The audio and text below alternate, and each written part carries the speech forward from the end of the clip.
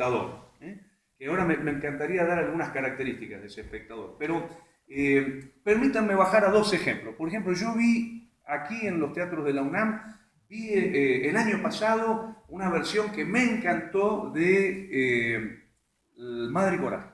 No sé si la vieron. Una versión sumamente interesante porque era una versión relacionada con la Revolución Mexicana. Estaba ambientada en la Revolución Mexicana. Unos años antes yo vi aquí también una versión del cuento El beso de Anton Chekhov. No sé si lo recuerdan. Con una especie de gigantesco piano que se prolongaba en una suerte de mesa donde uno tomaba el té y que de pronto se transformaba en el vivac de los soldados y que incluía un momento bastante desafiante, no sé si lo recuerdan, que era que algún espectador se propusiera para darle un beso a uno de los actores, a elección del espectador. No sé si...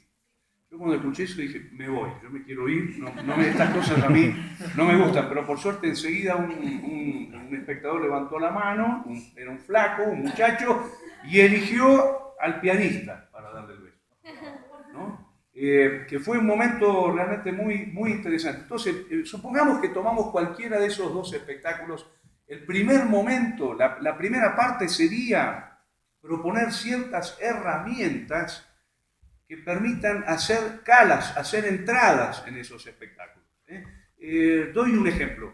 ¿Qué se le adaptó a la Madre Coraje de Bertolt Brecht para hacer la versión de la Revolución Mexicana?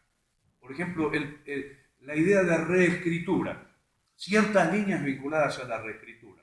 Segunda pregunta, ¿cómo se armó la estructura del elenco, digamos, y qué relación tiene ese elenco con las características del teatro de carpa, del teatro de revista en el teatro mexicano?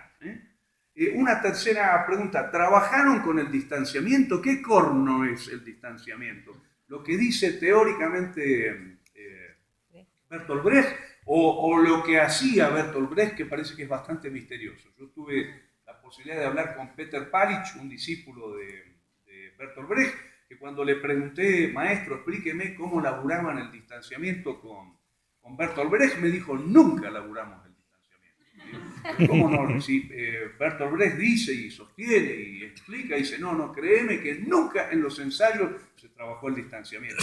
¿Y qué sería el distanciamiento? El distanciamiento es el teatro mismo, me dijo Peter Palich. Entonces, ese es otro eje que habría que discutir en esa primera hora. ¿Qué entendemos por distanciamiento en este momento?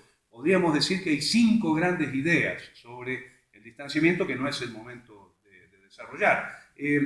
Otra pregunta interesantísima en cuanto a las herramientas.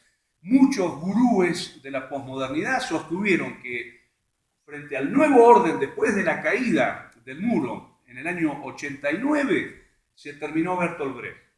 La pregunta es, ¿sigue vigente Bertolt Brecht? ¿Cómo relacionamos Bertolt Brecht con el nuevo periodo? ¿Vamos a seguir hablando de posmodernidad? ¿Cómo se resignifica Bertolt Brecht hoy?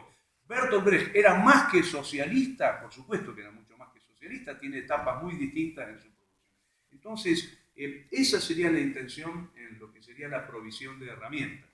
Y ahí va a estar, por supuesto, el protagonismo de los coordinadores que van a ser los encargados justamente de proponer 5, 6 grandes calas o líneas de lectura para empezar el desarrollo del análisis de las puestas en escena. Entonces, yendo a lo que llamaríamos el nuevo espectador, ¿no? No sé si se ve, más o menos. Pues los de allá yo no puedo estar sin escribir, así que no se vea, no me contengo. Digamos, ¿por qué la necesidad de un aula de espectadores? Porque tenemos un nuevo tipo de espectador muy relacionado con lo que llamaríamos las nuevas ciudades teatrales, los nuevos campos teatrales.